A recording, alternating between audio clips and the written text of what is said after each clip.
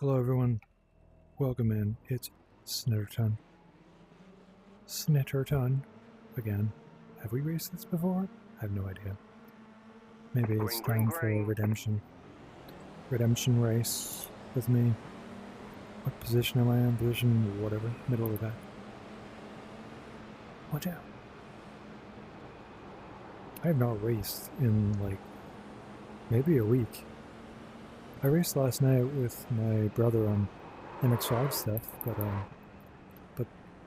the F4 I haven't, because I've been dealing with real life Jeep Renegade stuff. And it wasn't even me. It's a recall option that I had to deal with.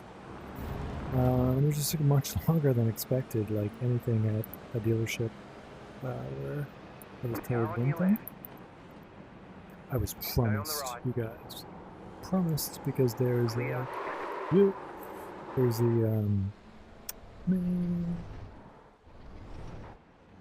there was a seat buckle wiring issue where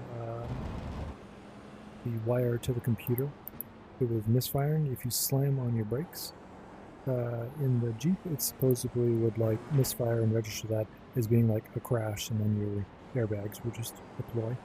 So they had to go in and chop out the wire and solder it shut to kind of like turn it off. Supposedly they, for example, like 2 weeks ago, I started this whole entire process, and I got the parts ordered to get replaced. Shit, totally almost hit the sausage roll there, wall. Ooh, that was bad. Oh, I'm still in the race. But anyways, so what happened was that I dropped it off last Friday. I was promised that the vehicle would be done the same exact day in the afternoon. That never happened. Weekend went by, Memorial Day went by, and then Tuesday came by, and it came and went, and I was trying to contact the service department, which gave me the runaround. Until I finally was able to talk to the guy, the service individual who was working on supposedly controlling my car and was my go-to person. And after a bunch of excuses through him, where it's just like, well, we had to order more parts. We had to order the wiring parts for your vehicle, and I'm just like, no, I ordered those 2 weeks ago, and you should have already had them. And then they said like, oh, they might have been faulty, they might have this and that and this. We had to order like new ones, and I'm just like, but you're cutting the wire and you're soldering it shut, which you don't even need the new parts. You're just replacing the old. And then he was just like, oh, well, okay, we'll have it done today, I promise.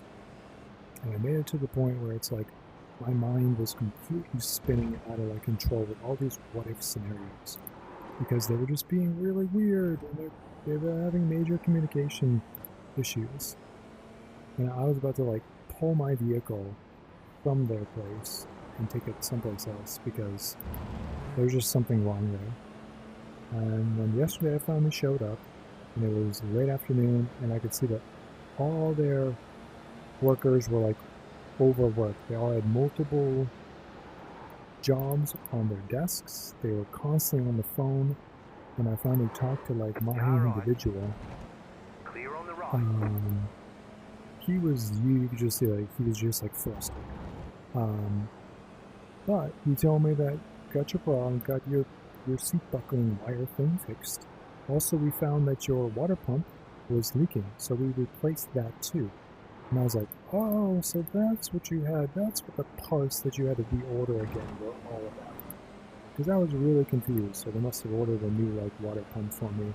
That took an extra day, blah blah blah. So brought the car home finally, which was great. If you, Sean, if you, Sean, hate that blizzard. My wheels are fine. Your car has too much damage, we've got to fix it. Oh, whatever. That wasn't even my fault. It's fucking Sean's ass. Did you see that? That ain't Sean. Anyways, so my service person called me up again today. And he's just like, yeah, so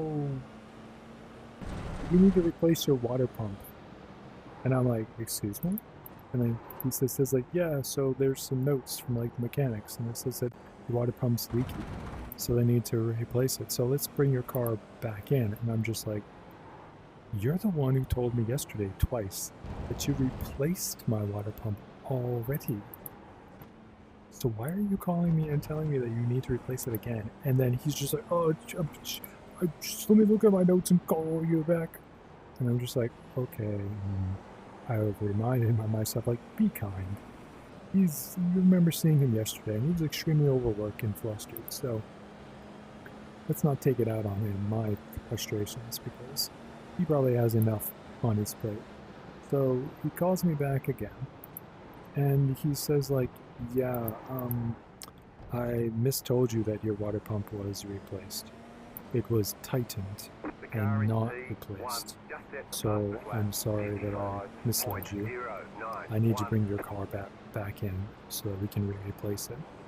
And I'm just like, how long is this gonna take? Because my first job said you were gonna do it in 1 day, and it took 4 days. And so then he's just like, oh, no problem. We'll have it done tomorrow, and we'll drive you, we'll give you a shuttle and drive you back, and we'll, you know, when the car is done, we'll come and pick you up once again. Shit, I'm supposed to, like, pitting, aren't I? Anyways, I'm very cautious and suspicious about what's going to happen tomorrow when I bring my car back in tomorrow morning to get the water pump fixed, because I watched a few videos on how to replace that, like, wiring seatbelt buckling thing. It takes minutes. I watched how to replace a water pump on my Jeep Renegade. That's going to take at least an hour or two, and there's multiple components going on. They have to flush the coolant, pull off the whatever, like, engine belts, or well, first they need to, like, dig it out, which there are skid plates that they have to take off, pull down, drain fluid, take off the belts, take out the old pump, put it in, put the belts back on, refill with fluid. And all these are multiple components that take at least 2 hours. So if I drop my vehicle off tomorrow, You're losing on the car in front. I don't think I'm gonna see it for a while. So I'm gonna have to sit there and hang out with these people. Right side. And hang out until I got my vehicle done. You know? That's what I totally screwed those racers over. Your front wing is damaged. You might get understeer due to lost downforce. I'm seriously, like, just talking and not driving, like, venting my freaking brain skull into it. So, and then I checked out The car in front is pitting. this dealership, and in my area, they are the worst. They have a 3.8 rating, and everybody else has 5s. Pit box in 10, and they're notoriously known 3, for delays and poor customer service. So right here.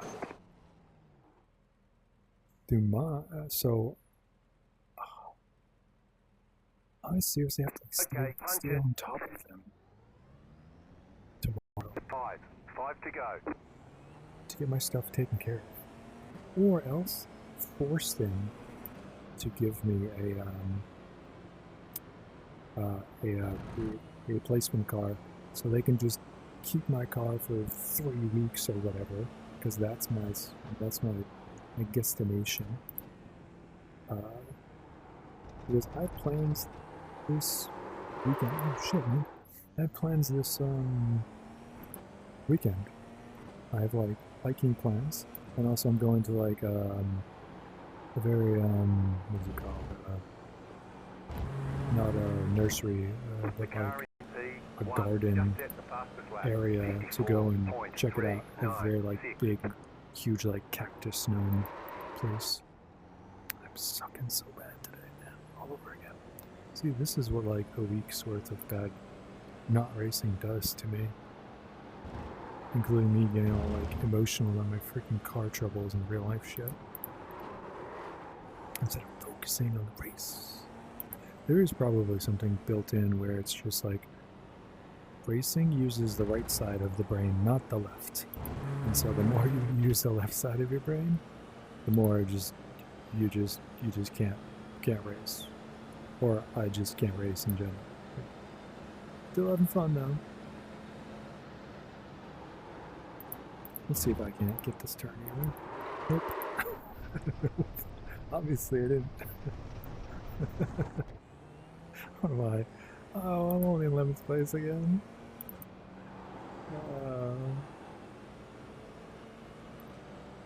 One of these days I'll get better. I should really go back to like the basics and be like, stop on the straights, bleed off the brakes, to do a coast around the corner, throttle at the height of the apex again, you know. Gotta go back to like driving basics because I am horrendous. Or go back to like this slower vehicle so that I can friggin' calm my butt down as I race. The leader is 56.15. Shit, dude. And see, I'm having an issue with sliding my car out. Because I'm probably lead foot heavy, you know? Let's see. Coast, throttle a bit, go, but see, it's in third gear, but at least not wiping out third gear, you know? A little bit right, tap the brake here, nope, not enough. Brake here, down to second, coast, throttle, ooh, we'll see, too much throttle again. Maybe I should go back to that third gear technique around sharp corners, you know?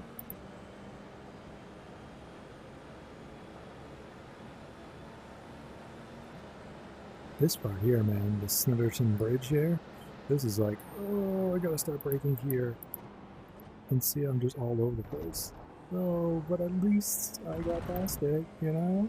And then hit that beautiful sausage wall there that they have lined up. That's good. Not upshifted too fast. See, here I want to be like, hit this, go wide, and then come back down and brake. Versus like following a line. But a line is there for a reason, but damn, it just feels better just to go narrow, high, and narrow again. Double apex, I think what it's called, you know? Just set your fastest lap of the day. See that fastest lap, everybody? Oh my god, how many laps do I have? Shit, dude. Got 2 more laps. 2 more laps in the back again.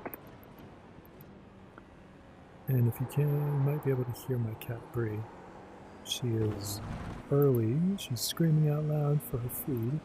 It's not 4 p.m. yet. It's like 3:30. Didn't hit that apex. But I'm looking forward to like going on some more solo adventures again this weekend. Just like my own like hiking / scenery stuff. Because man,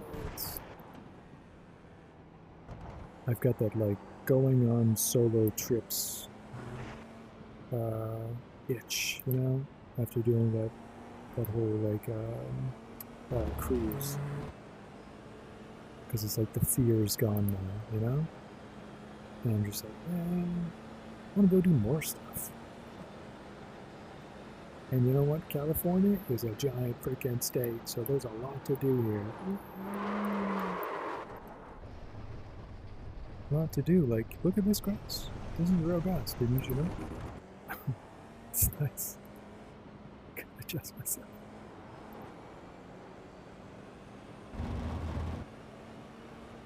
So I had a good time at Trader Joe's this morning. Talked to one of my favorite cashiers. She's so cool. We officially met, which we've talked to for like 2 years straight now. But we officially traded off our names. So it was nice. Just set your fastest lap And of we the told her like kept up the line because she was like cashiering today. And we told her like kept up a line we were talking about. There's this, I don't know, it could be good or gross. There's this like chocolate bar. It's chocolate and cornflakes, and I'm like, oh, I don't know if this is gonna be good or not. It just seems like, you know, like trash food when we were like kids, where it's just like I just put chocolate in my cornflakes, eat it. And so she was saying like, I tried it, but see, it's milk chocolate though, and milk chocolate, we don't get along. We like dark chocolate. And I'm just like, of course, dark chocolate is the only way to go. But she was just like, it's weird though, because it's like you're expecting a chocolate bar the entire time, but it's like crispy cornflakes too. I mean, you just got to be in this like nostalgic child mood to really enjoy it. Even though that I don't eat chocolate anymore because it like destroys my system. I don't think I've eaten chocolate in like 3 years, I think. And she also learned that I don't eat dairy. The leader is coming up on you. They're not at fight. I'm lap traffic again. No. No. Damn it. They're all gonna make fun of me here. Left side, white flag this time. Clear on the whatever. And it's funny because whenever I talk with a cashier friend at Trader Joe's, it's always about like food too, where it's all just right, like she was bring it back to the pits. Well, hey, that's it. Hey, we'll pick up my story about Trader Joe's friend later. But thanks for hanging out with me, everybody. It was another disaster run. Gotta just work on it, man.